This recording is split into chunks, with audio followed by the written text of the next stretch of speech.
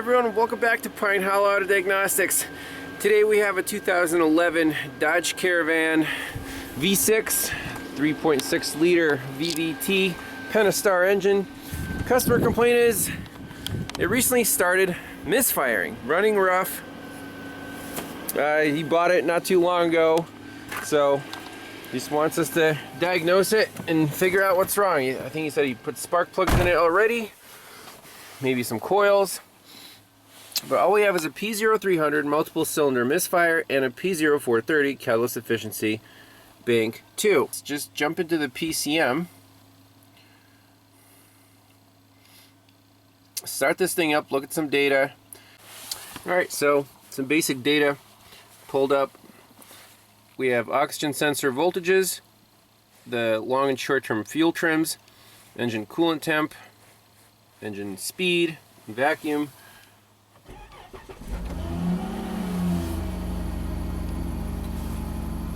So started up fine,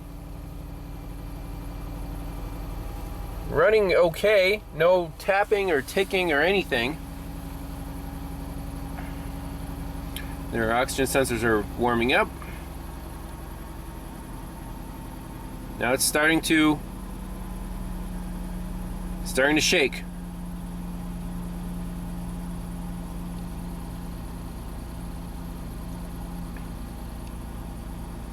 Short-term fuel trims waking up.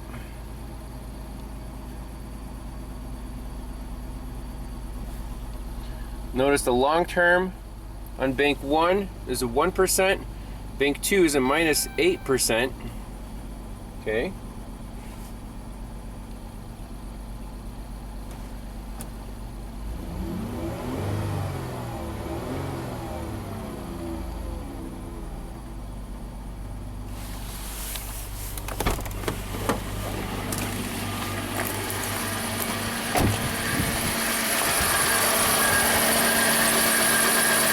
Yeah, it's definitely shaking, like it has a slight misfire. That screams to me has to do with compression. We'll let it warm up, and if it's a compression misfire, hopefully it's on bank 2. This is a lot easier to get to. Pop off this cover and we can get to, well, I don't know if the intake manifold's covering everything here. It might be. Yeah, wish I could get to those coils.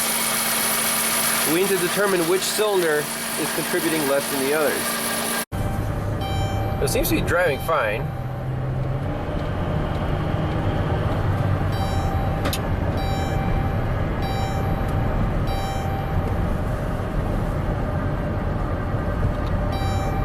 You said it was shaking on the highway. No, we'll keep driving. Alright, so the van actually drives much better than I was expecting based on the customer complaint.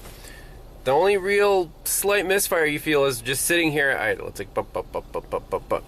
Yep, probably a low compression issue on one of the cylinders, probably cylinder number 2. How do we prove that? Can we pick this up with a relative compression test? Let's try that. But to repair this, it's going to be a lot of money, and this customer didn't even want to pay for the diag. So we'll at least do that, get him an answer, and say, hey, just drive it until it gets worse or whatever. My bet is one of the valves isn't sealing quite right, but let's at least try to see which cylinder it is that's misfiring. One thing you can try is a clear flood.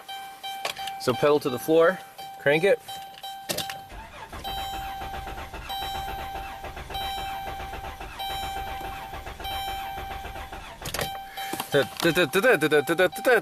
Yeah, it's a compression problem. We could do the clear flood and hook up the scope to the current clamp on the positive cable or negative cable at the battery, and sync it with the number, whatever, easiest to get to ignition coil, and I think that should give us the answer, definitive proof. Well, we do have misfire counters. Yep, cylinder number 2. And cylinder number 6 a little bit.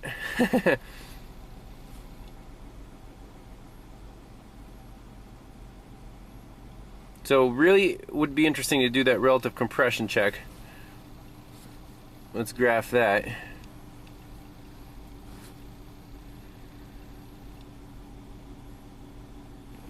So I raised the RPM up a little bit.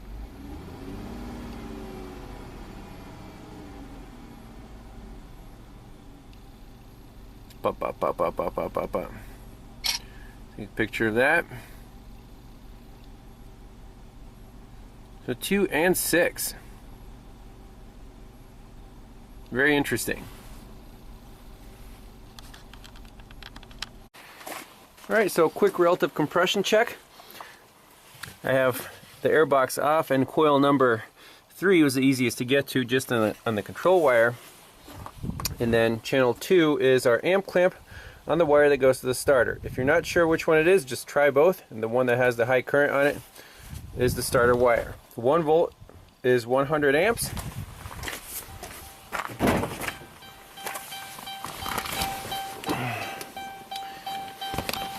So we got 2 traces going there, and don't worry about the sunshine, we'll review the data. So pedal to the floor, and let's go for it.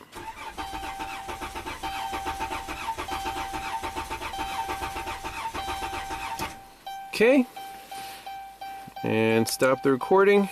Let's look at the data. So first we need to know the firing order. It is 1, 2, 3, 4, 5, 6. We're connected to cylinder number 3. That's going to be our sync on the scope. So here's our waveform. See, that's cylinder number 3. So 3, 4, 5, 6, 1, 2, 3. So indeed, 2 has the lowest compression. 6 is also a bit low. That's why we were seeing misfire counters on number 6. 1 is good. 2 is bad. 3 is good. 4 is okay. 5 is okay. So you notice 3 is higher than 4 and 5. That's because the engine speeds up here where number 2 was low, and then slows down as it reaches TDC in number 3. So you're going to see a little more current here, and then it's going to stabilize back out until it hits a low cylinder. So 3, 4, 5, 6 is low, 1 is good, and then 2 is low again. So yeah, we have low compression on cylinders 2 and 6. What do you tell the customer? Needs a new cylinder head, needs a valve job, whatever. It's going to be expensive, but the van is drivable, so just drive it.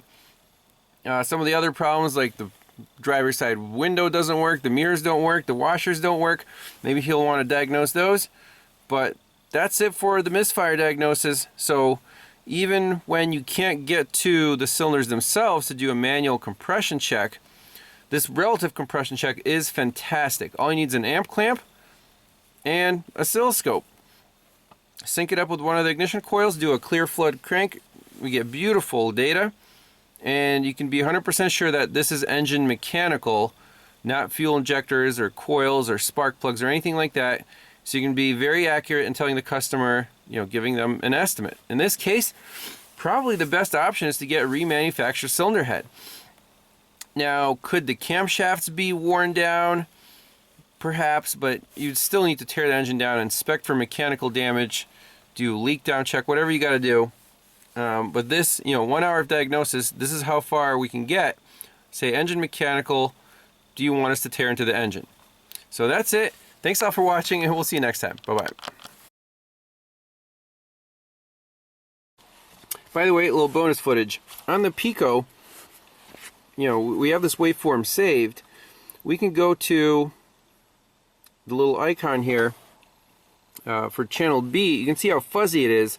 If you want to clean it up, just click activate filtering, and you can increase or decrease the frequency, the cutoff frequency for the filtering. So this one looks pretty good at 300 hertz. So you can clearly see now which humps are low. So 6 and 2 but otherwise we're looking pretty good. So 3, 4, 5, 6, 1, 2, 3, 4, 5, 6. That's pretty sweet.